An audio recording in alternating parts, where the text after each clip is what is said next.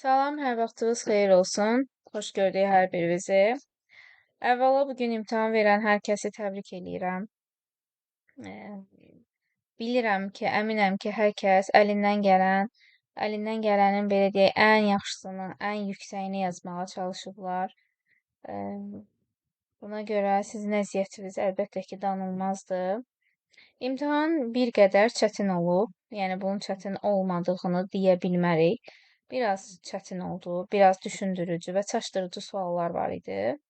Bu çaşdırıcı sualların içindən 89 nömrəli burada sual var. Açıq tipli sual, situasiya tipli suallardır ki, demək olar ki, hətta deyərdim ki, 90%-ə qədər uşaqlar, abituriyentlər bunu yazmamış və yazsalar belə səhv yazmışdılar.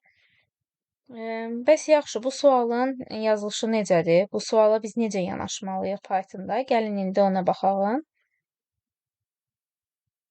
Əslində çox sadə sualdır. Sadəcə olaraq bu cədvəldə verməkləri çox abituriyenti çaşdırdı ki, necə başlayacaqlar, necə yazacaqlar. Gəlin baxaq suala. Baxsaq ki, cədvəlin içində 102-yə qədər nömrələr qeyd olunub.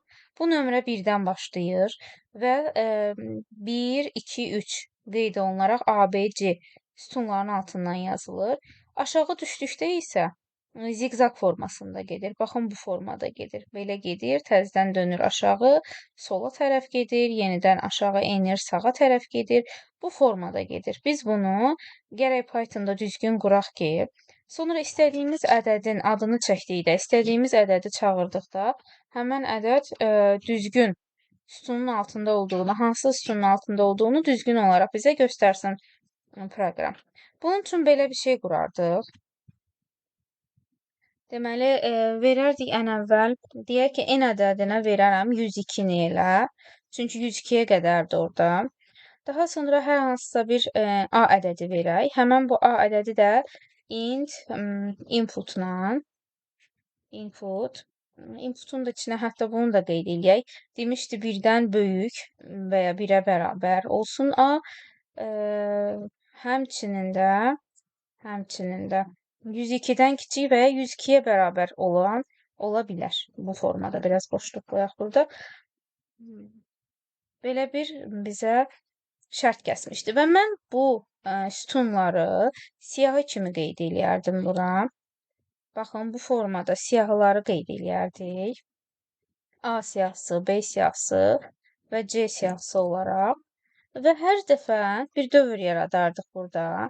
While-da deyərdik ki, nə qədər ki n böyükdür 0-dan, o halda biz aşağı düşək və append eləyək. Əlbəttə ki, bu n ədədi deyirəmsə, söhbət 102-dən gedir burada. Fikir verin indi, həmən sualda necədir? 102 ən sonda A-nın altına düşüb və 101 B-nin altına, 100 C-nin bir addım yuxarı qalxmalıdır, 99 C-də olmalıdır, 98 B-də, 97 A-da, yenidən yuxarı qalxmalıdır, 96 A-da, 95 B-də, 94 C-də.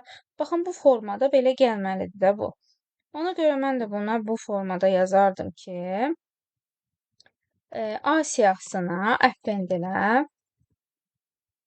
n qiymətini və aşağı düşdükdə n-i bir vahid azaldardıq. N bərabərdir, n çıx 1.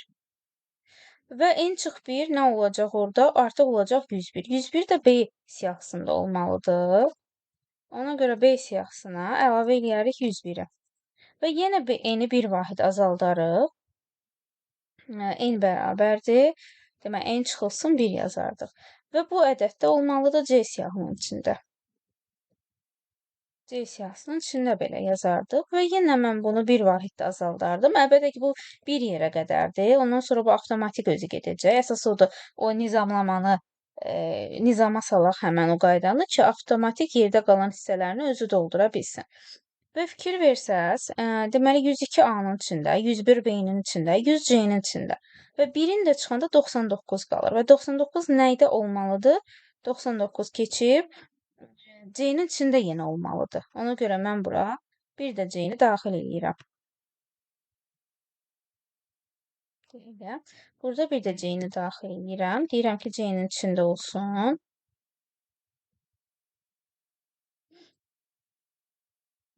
C-nin içinə daxil eləyərəm.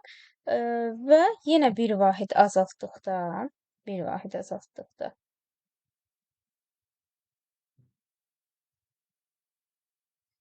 keçməlidir artıq B-yə.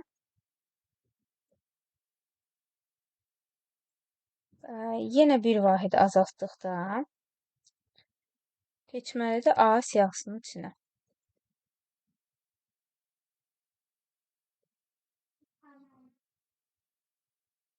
Deməli, 99 olacaq C-də, 97 olacaq B-də, 96 olacaq A-da.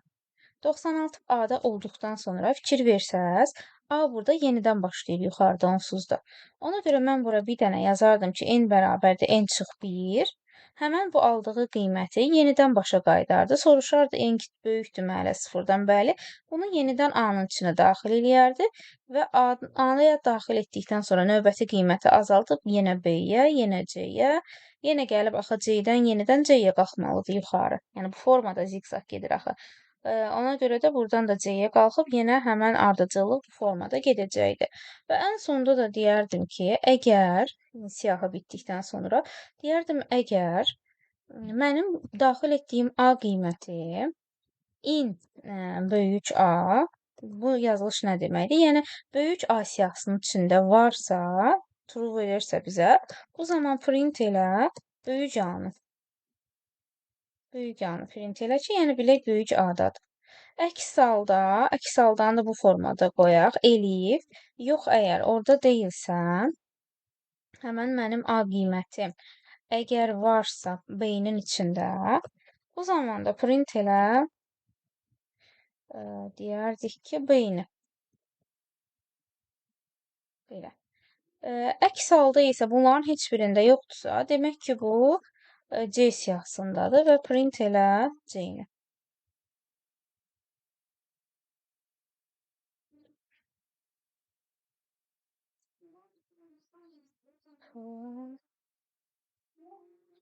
Burada print elə C-ni. Aha, indi gəlin yoxlayalım proqrama.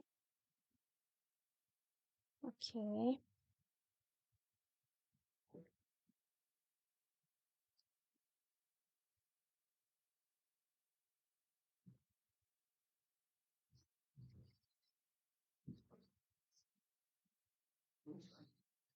Elif yox, burada else yazmalıydım mən. Else. Bunu düzəliş eləyək. Aha, indi yazaq. Məsəl üçün deyir A-ya qiymət ver. A-ya qiymət verək 101 ilə 102 arasında bir də daxildir, 102 də daxildir. Verək 6-nı. Baxın, eynən burada göstərdiyi kimi bizə çıxardır ki, deməli 6 hardadır? A siyahısının içindədir. Gəlin digərləri yoxlayaq. 11, 22. Məsələn, buradan çıxaq. İndi yenidən həmən yerə bir də vuraq. Deyərəm ki, indi məsəl üçün 11-i göstərəcək B siyahısında. Və yaxud da ki, 12-ni göstər desək.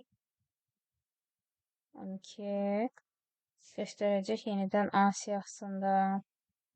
Burada da göründüyü kimi 12 A-ya gəlir. Düşür, görürsünüz. 12 A-nın altındadır. Və yaxud da ki, gəlin 22-ni vurağın, baxalım. Yəni, çünki yerdə qalan hissəni avtomatik o biz qurduğumuz ardıcıllıqla doldurmuş olur. 22 də C siyahısındadır.